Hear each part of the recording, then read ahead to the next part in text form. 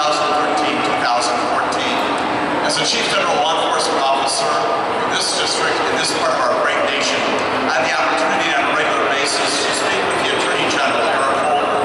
Just this past week in Washington, D.C., told many U.S. attorneys, including me and many others, about the special commitment that he has to civil rights in America.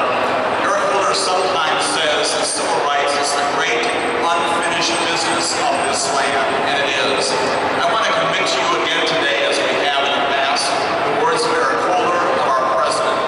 Civil rights for all Americans of every heritage, including especially those of loud, long heritage, are incredibly important and the top of our priority list in terms of law enforcement here in Wisconsin and throughout our nation.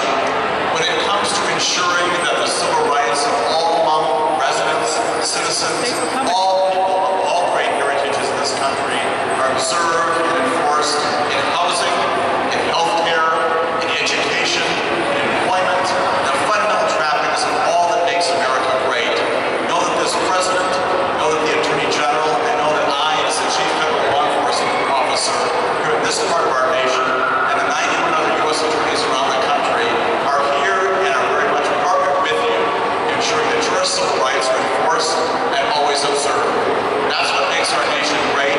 We are better, we are prouder, we are smarter, we are wiser, and we are a greater America as a result of diversity that you bring to our table, and we revel in that every day. Today I revel with you in this great celebration of Hmong